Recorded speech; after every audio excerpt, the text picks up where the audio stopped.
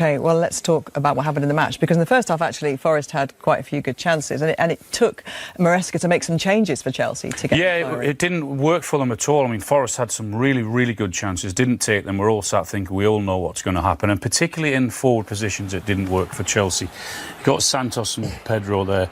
Pedro was the 9, but on these occasions, he actually came short into those positions, and the only time it worked was the last minute of the first half. Didn't work here at all. They weren't linking up at all, and the manager's obviously looking and thinking, I'm going to change it. This is the one occasion in the first half it did. Pedro goes short, Santos goes in behind. That was their best chance, probably their only chance in the first half, and he thought, you know what, it's not working, I've got to change it. So not only did he bring Gittins and Caicedo on, so add a bit of solidity, particularly in the midfield, he brought Guiu on. And you can see the difference now there. Pedro's now playing predominantly in the 10 role. Guiu's the centre forward and he's running in behind. And all of a sudden, it changes. They're now playing on the front foot. They're now getting chances in the final third. That turns into a free kick, which they then get turns out they get the goal from it. Similar thing again. Look, Guiu's coming short for that ball, but he's actually asking the question in behind. It's such a clever run. He doesn't get it the first time. But you can see, again, look at where he ends up, again making it difficult for the Forest defence. And they're having to think again all the same. Now, just watch this, how it worked. You can see Pedro knows exactly where he is. OK, he chooses not to play him on that occasion. But he then gets the ball back. And again, that's a clever ball and a pass. They work it well. They get the free kick.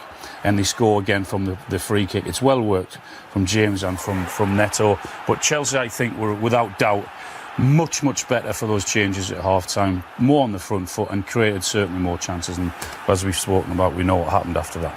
Yeah, and they did have chances in the first half, and obviously Marinakis had seen exactly everything he wanted to see there. I think Yates says it in his interview. I think it's a collective for Forest, and they did have a lot of chances in that first half, and that was the difference. In the end, it was quality. I know the result now doesn't look great for Forest, but if you actually watched the game, if they would have took a few of those chances, it could have been a different outcome. And so many new players brought in over the summer, obviously, and then Nuno leaves, and then obviously, as you said, there's not very much time for Ange, and then a new manager's going to come in and have to work with those players and try and get the team to be cohesive. It feels, doesn't it, almost counterproductive. Especially when it's a different style. We know that it's a completely different style to what Nuno had. Now, I know the results at the end of last season didn't go as well as they wanted, but it's a completely different style. A lot of those players were brought in for that particular system and worked and loved that system.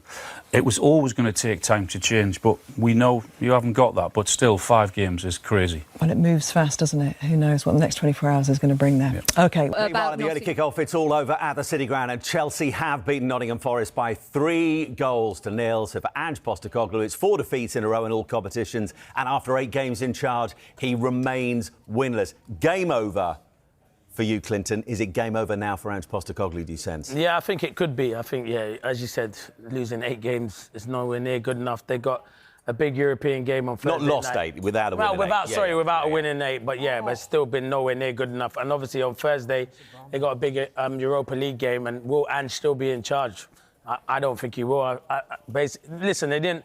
There was a few boos at the end, but they weren't saying like you're getting sacked in the morning and stuff like that, where they were saying in previous games. But I think they saw a performance. They did put in a performance, but the problem they're having all season is can't keep clean sheets where they were good at that last season, and they were managing to get wins, and Chris Wood was on fire, and they had Hudson-Odoi, Langer, Gibbs-White.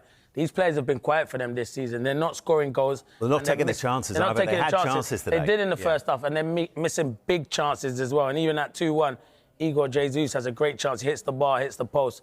And there's a little clip there of Ange by himself in the middle of the pitch, just clapping the fans and stuff. Like, you do feel for managers in these kind of situations, and I think he knows he's probably doomed at the moment.